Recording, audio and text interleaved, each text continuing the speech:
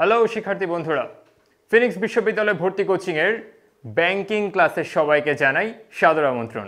আজকে আমাদের ব্যাংকিংয়ের দ্বিতীয় ক্লাস। আজকে ক্লাসটা ব্যাংক হিসাব নিয়ে কাটাবো। গত ক্লাসে আমি পড়িয়েছিলাম ব্যাংকের উৎপত্তি ক্রমবিকাশ সম্পর্কিত কিছু ব্যাপার, কেন্দ্রীয় ব্যাংক এবং বাণিজ্যিক ব্যাংক সম্পর্কে। বাংলাদেশের ব্যাংকিং ব্যবস্থা সম্পর্কেও আমি পড়িয়েছিলাম।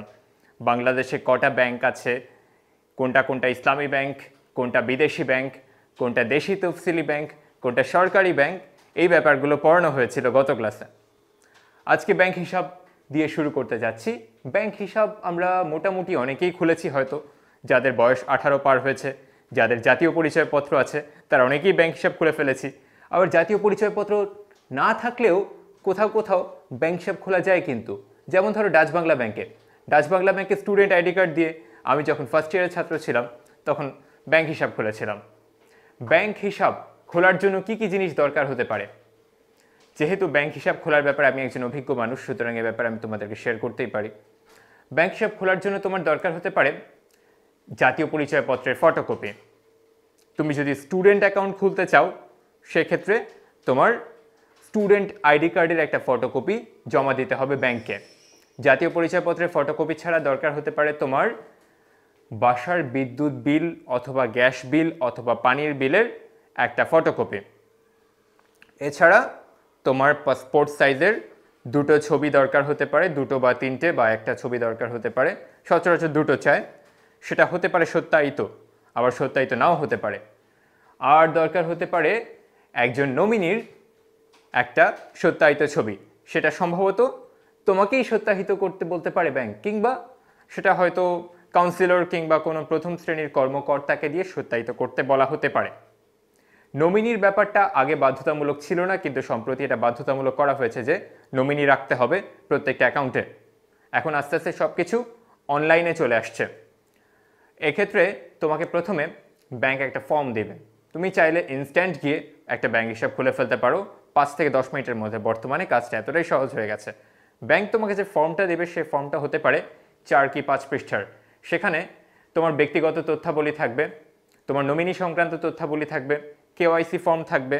তুমি যদি ব্যবসায়িক উদ্দেশ্যে খোলো তোমার ব্যবসা সংক্রান্ত বিষয়াবলী, বা তুমি যদি কোনো একটা প্রাতিষ্ঠানিক হিসাব খুলতে চাও সেক্ষেত্রে তোমার প্রতিষ্ঠান সম্পর্কিত যাবতীয় তথ্যাদির জন্য ফাঁকা জায়গা থাকবে। সেই ফাঁকা জায়গাগুলোতে তোমার তথ্যাদিগুলো লিখিত আকারে দিতে হবে এবং তোমার ছবি বসাতে হবে।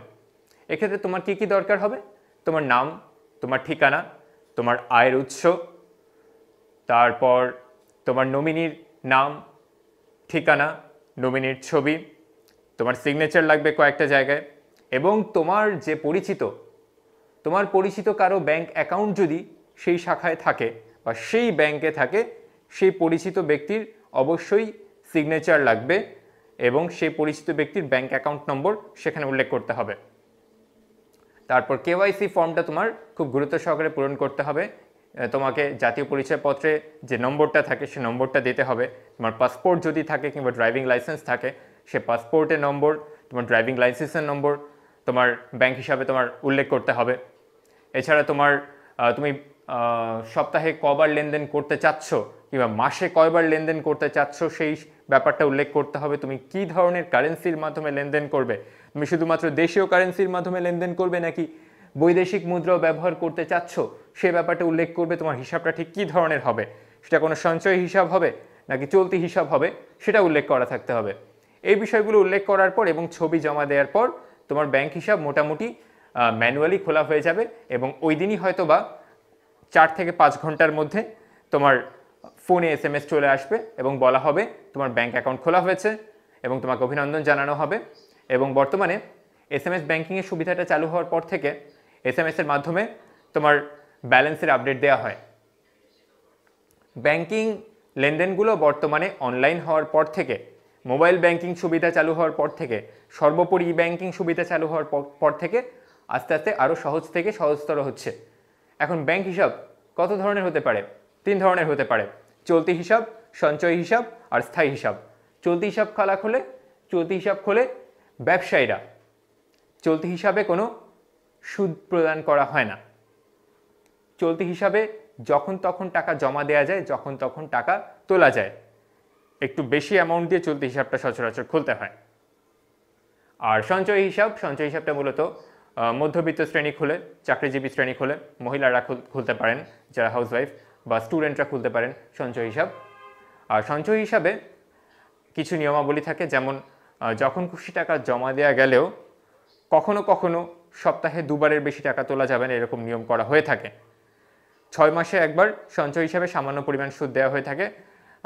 রিসেন্টলি বোধহয় সুদের পরিমাণটা যেটা নির্ধারিত হয়েছিল সেটা 3.5% থেকে সচরাচর 5%-এর মধ্যে সীমাবদ্ধ থাকে। 3.5% সোনালী ব্যাংকে যে রেটটা সঞ্চয় হিসাবে সেটা হচ্ছে 3.50%। কখনো কখনো সেই সুদের হারের উপর অতিরিক্ত আরও 2% করেও মুনাফা দেওয়া হতে পারে। প্রতি 6 মাসে কমপক্ষে 500 টাকা করে সঞ্চয় হিসাবে সচরাচর জমা দিতে বলা হয়ে থাকে।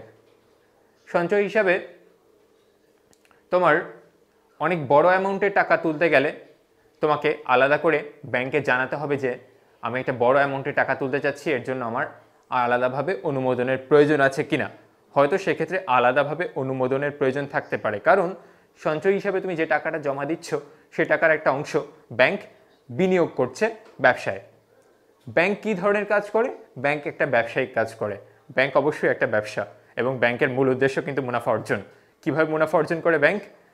ব্যাংক সুদের মাধ্যমে, সুদের পার্থক্য, প্রাপ্ত সুদ এবং প্রদত্ত সুদের পার্থক্য যেটা, যে উদ্বৃত্তটা বা যে স্প্রেডটা, SPREAD যে স্প্রেডটা, সেটাই হচ্ছে ব্যাংকের প্রধান আয়ের উৎস। এছাড়া ব্যাংক সার্ভিস চার্জের মাধ্যমেও আয় উপার্জন করতে পারে। যেমন তুমি যখন ব্যাংক হিসাব খুলবে তখন ব্যাংক তোমাকে একটা চেক বই দেবে 1 মাসের মধ্যে।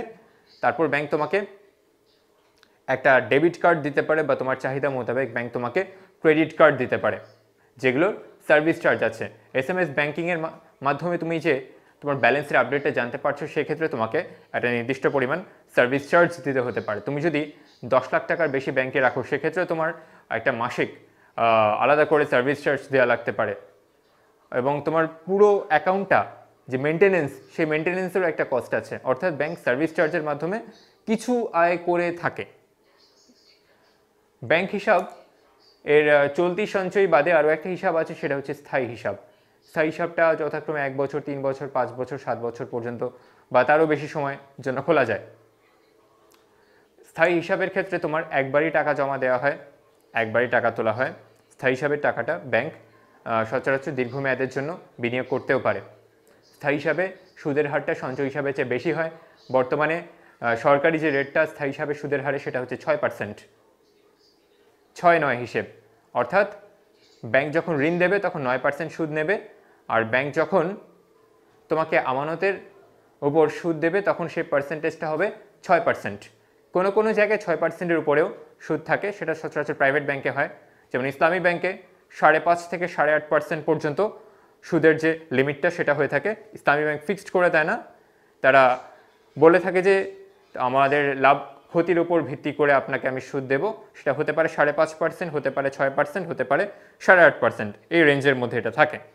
তারপর পূবালী ব্যাংক 8.5% সুদ দিয়ে থাকে। তারপর ফার্মার্স ব্যাংক, যেটা নতুন করে আবার একটা বড় ধরনের লোকসানের পর চালু হয়েছে। ব্যাংক সচরাচর সরকার বন্ধ হতে দেয় না, কারণ ব্যাংক বন্ধ হয়ে গেলে জনগণের একটা বড় ধরনের ক্ষতি হয়। তো ফার্মার্স ব্যাংক আবার খোলার পর ফার্মার্স ব্যাংকের সম্ভবত বর্তমানে যে ইন্টারেস্টটা তা অফার করছে সেটা প্রায় কত 8%-এর উপরে। সেটা এরকম কিছু কিছু ব্যাংক একটা ভালো অ্যামাউন্টের ইন্টারেস্ট রেট অফার করে থাকে।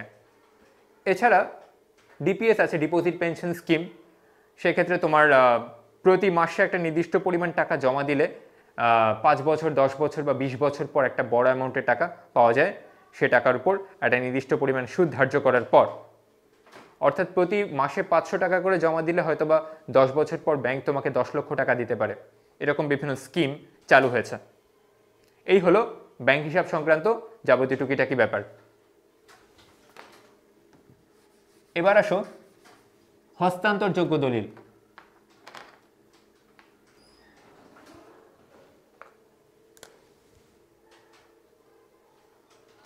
হস্তান্তরযোগ্য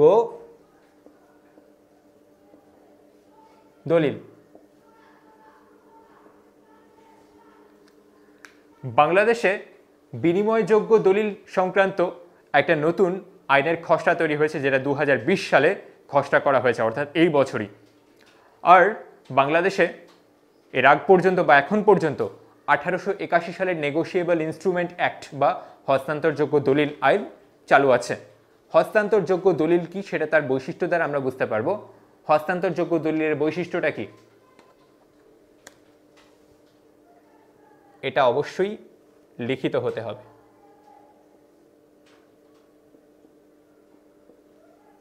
অর্থাৎ একটা কাগজ, সেটাকে আমি হস্তান্তরযোগ্য দলিল হিসেবে স্বীকৃতি দিতে পারি, তবে সেখানে অবশ্যই কিছু লেখা থাকতে হবে। 2 বা 3টি পক্ষ থাকতে হবে।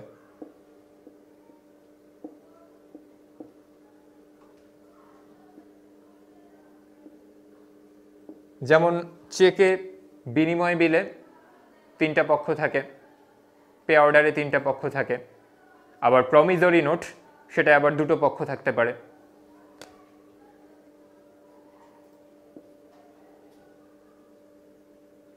নির্দিষ্ট তারিখ থাকবে,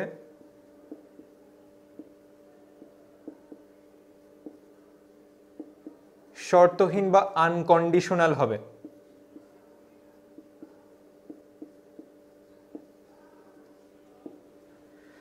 শর্তহীন বা আনকন্ডিশনাল অর্থাৎ কেউ কাউকে কোনো শর্ত দিতে পারবে না, আমি এই দলিলটা দেখানো মানেই তুমি আমার টাকা দিয়ে দিবা, আর অন্য কোনো কন্ডিশন নাই। মানে এই কয়দিনের মধ্যে আসলে তোমার টাকা দিব, বা এই কয়দিনের মধ্যে আসলে তোমার টাকা কম দিব, আর কয়েকদিন পরে আসলে তোমার টাকা বেশি দিব, এই জাতীয় কোনো শর্ত থাকবে না। হস্তান্তরযোগ্য দলিল আইনটা বলা আছে এই দলিলটা অবশ্যই শর্তহীন হতে হবে।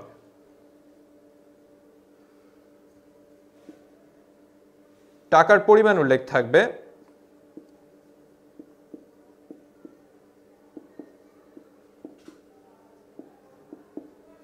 প্রাপকের কথা উল্লেখ থাকবে,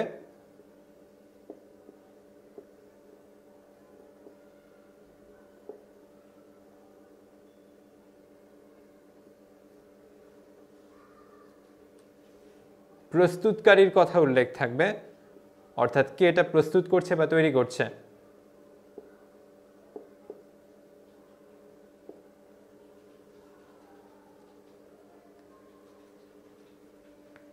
এবং এটা সবচেয়ে বড় যে বৈশিষ্ট্যটা, এটা ট্রান্সফারেবল বা হস্তান্তরযোগ্য হতে হবে। হাত বদলের মাধ্যমে এটাকে লেনদেন করা যেতে পারতে হবে। কোনোভাবেই ট্রান্সফারেবল এই ক্যারেক্টারিস্টিকটা, অন্যথায় কোনো কিছু করা যাবে না।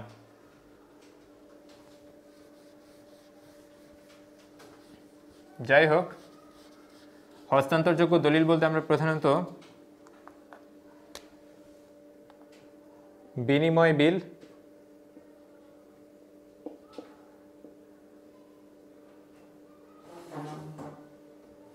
আর প্রমিসরি নোটকে বুঝি।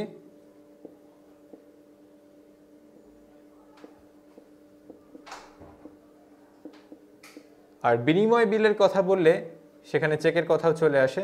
চেক এক ধরনের বিনিময় বিল। এগুলোই মূলত হস্তান্তরযোগ্য দলিল। আর চেকেরও বিভিন্ন প্রকারভেদ থাকতে পারে, যেমন পে অর্ডার, এটা কিন্তু এক ধরনের চেক। পে অর্ডার যেটা ব্যাংক ইস্যু করে থাকে। বিনিময় বিল, বিনিময় বিল বা চেক, আগে চেকের কথাই বলি। চেকের 3টা পক্ষ থাকে। কয়টা পক্ষ? 3টা পক্ষ। বিনিময় বিলেরও 3টা পক্ষ থাকে, আদেশটা,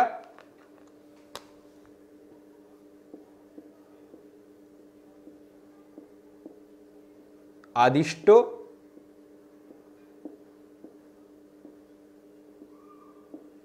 আর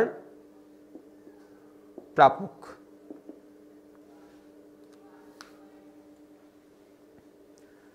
এখানে আদেশটাকে, যে চেকটা প্রস্তুত করছে সে হচ্ছে আদেশটা। এক্ষেত্রে আমানতকারীকে আদেশটা বলা হয়। অর্থাৎ আমার যদি ব্যাংক অ্যাকাউন্ট হয়, আমি যদি চেকটা প্রস্তুত করি, তাহলে আমি হব আদেশটা, যার টাকাটা লাগবে। আমার টাকা আমি নিব চেকের মাধ্যমে, আমি হচ্ছি তাহলে আদেশটা। আর আমি যাকে আদেশ করছি আমার টাকাটা দাও সে হচ্ছে আদিষ্ট। আদিষ্ট কে হয়ে থাকে? আদিষ্ট হচ্ছে ব্যাংক। আদেশটা হচ্ছে আমানতকারী।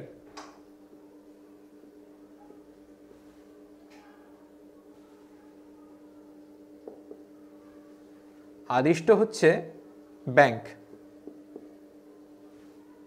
আর প্রাপক, প্রাপককে, প্রাপক হচ্ছে যার হাতে টাকাটা দিতে বলা হবে। আমি চেকের উপর লিখে দিলাম তুমি মিস্টার এক্সকে টাকাটা দিয়ে দিবা। প্রাপক হতে পারে সে আদেষ্টা বা আমানতকারী, হতে পারে সে অন্য কেউ।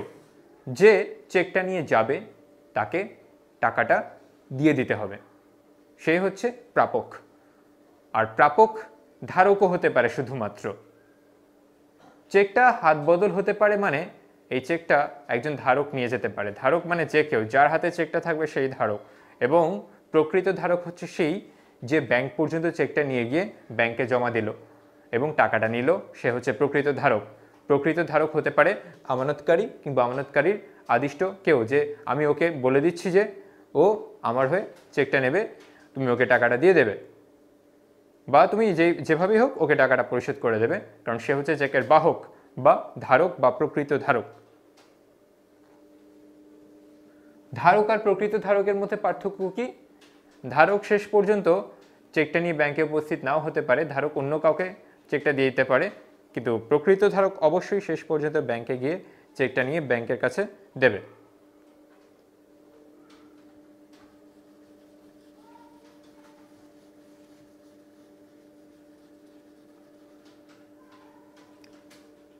চেকের প্রকারভেদ হতে পারে 3 ধরনের: বাহক চেক, হুকুম চেক, আর আরেকটা হচ্ছে অহস্তান্তরযোগ্য চেক বা দাগ কাটা চেক। হস্তান্তরযোগ্য দলিলের মধ্যে কোনো ধরনের দাগ কাটা চেক পড়বে না, কারণ দাগ কাটা চেক হচ্ছে অহস্তান্তরযোগ্য। দাগ কাটা চেকের উপর দুটো দাগ কাটা থাকে। একটা সাধারণ চেককে দাগ কাটা চেকে রূপান্তর করা যায় সমান্তরাল দুটো আড়াআড়ি দাগ কাটার মাধ্যমে, যেখানে অহস্তান্তরযোগ্য অ্যান্ড কোং জাতীয় কথা লেখা থাকতেও পারে, লেখা নাও থাকতে পারে। দুটো দাগ কাটা থাকলেই সেটা একটা দাগ কাটা চেক হিসেবে ধরে নেওয়া হবে এবং দাগ কাটা চেকের লেনদেনটা হবে ব্যাংক হিসাবের মাধ্যমে। কোনো বাহক বা কোনো ধারক গেলে সে টাকা পাবে না। অবশ্যই ব্যাংকে অ্যাকাউন্ট থাকবে যার, যে আমানতকারী, সেই মূলত দাগ কাটা চেকের টাকাটা পাবে। আর বাহক চেকের ক্ষেত্রে অথবা বাহককে উল্লেখ করা থাকে, অর্থাৎ তুমি টাকাটা আমাকেও দিতে পারো বা যার কাছে চেকটা থাকবে, যে হোল্ডার, যে ধারক, তাকে তুমি টাকাটা দিতে পারো। আর হুকুম চেকের ক্ষেত্রে নির্দিষ্ট করে দেয়া থাকবে যে তুমি অমুককেই টাকাটা দিবা, আমি ছাড়া অমুককে, যার কথা আমি উল্লেখ করে দিচ্ছি।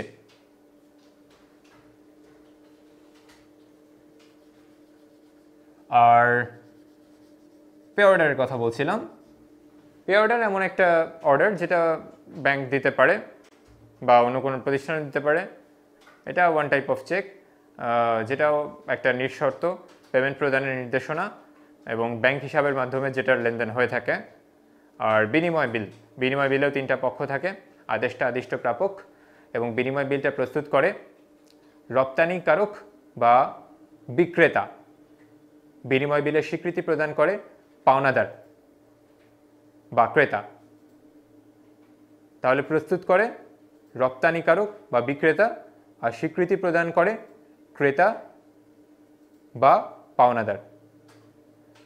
অর্থাৎ বিনিময় বিলের স্বীকৃতি ব্যাপারটার প্রয়োজন আছে। এবং যেহেতু আমদানিকারক রপ্তানিকারকের প্রসঙ্গ আসছে, তার মানে বুঝতে পারছো বিনিময় বিলটা বৈদেশিক লেনদেনে ব্যবহৃত হয়ে থাকে। দেশি বিদেশি অর্থাৎ অভ্যন্তরীণ বা বৈদেশিক 2 ধরনের ক্ষেত্রেই বিনিময় বিল ব্যবহার হয়ে থাকে। এবার আসো প্রমিজরি নোট। প্রমিজরি নোট, এটা সচরাচর 2টা পক্ষ থাকে এবং প্রমিজরি নোটটা প্রস্তুত করে থাকে যে টাকা পরিশোধ করবে সে, অর্থাৎ ক্রেতা বা পাওনাদার, প্রমিজরি নোটটা প্রস্তুত করে থাকে। আর pay order promissory note. Promissory নোটটা সচরাচর অভ্যন্তরীণ বাণিজ্যে ব্যবহার হয়ে থাকে।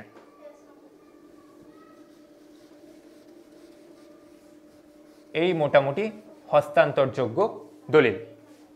হস্তান্তরযোগ্য দলিলের পরে আজকে যে টপিকটা কভার করা যেতে পারে সেটা হচ্ছে বৈদেশিক বিনিময় বা বৈদেশিক মুদ্রা। বৈদেশিক বিনিময় ব্যাপারটাকে বলে ফরেক্স, FOREX, ফরেক্স বা ফরেন এক্সচেঞ্জ।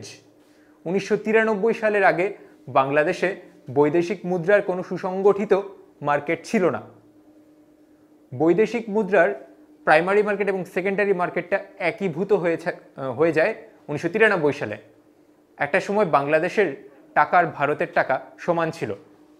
বাংলাদেশের টাকাকে একটা সময় অর্থাৎ 71 সালের পরে ব্রিটিশ পাউন্ডের বিপরীতে পেগ করা হয়।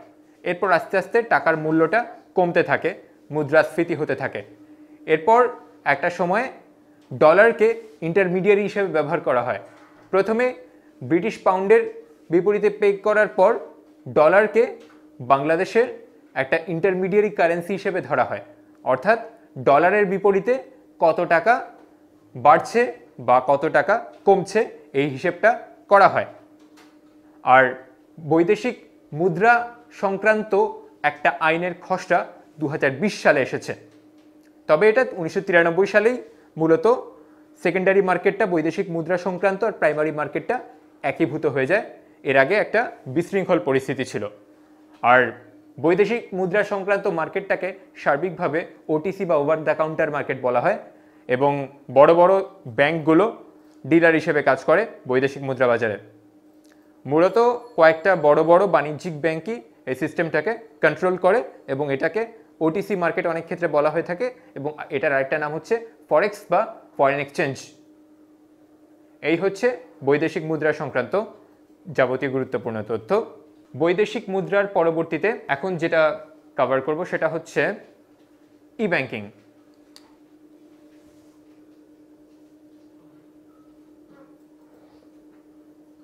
ই ব্যাংকিং বা ইলেকট্রনিক ব্যাংকিং। ইলেকট্রনিক ব্যাংকিং বা ই ব্যাংকিং এর সাথে অনলাইন ব্যাংকিং এর সম্পর্ক আছে, SMS ব্যাংকিং এর সম্পর্ক আছে, মোবাইল ব্যাংকিং এর সম্পর্ক আছে। কারণ SMS ব্যাংকিং বাদে বাকি কম বেশি সবগুলোতে ইন্টারনেটের ব্যবহার হয় এবং ইলেকট্রনিক উপায় 24 ঘন্টাই এটার মাধ্যমে তোমার ব্যাংকিং লেনদেন কাজগুলো করা সম্ভব। যেমন নেক্সাস একটা আদর্শ ই ব্যাংকিংয়ের উদাহরণ। ডাচ বাংলা ব্যাংক যে অনলাইন ব্যাংকিংয়ের সুবিধাটা দিচ্ছে সেটাকে বলা হয় নেক্সাস ব্যাংকিং। অনলাইন ব্যাংকের একটা অন্যতম বৈশিষ্ট্য হচ্ছে 24/7 ট্রানজ্যাকশন করা সম্ভব, 7 দিন 24 ঘন্টা। তুমি এক অ্যাকাউন্ট থেকে অন্য অ্যাকাউন্টে টাকা পাঠাচ্ছ কিংবা তুমি তোমার ফোনে রিচার্জ করছো কিংবা তুমি ইউটিলিটিস বিল দিচ্ছ, এই ব্যাপারগুলো নেক্সাসের মাধ্যমে করা যায়। এই জন্য নেক্সাস এটা একটা ই ব্যাংকিংয়ের উদাহরণ। আর এছাড়া Dutch Bangla mobile banking, Dutch Bangla তো না, বিকাশের কথা বলছি।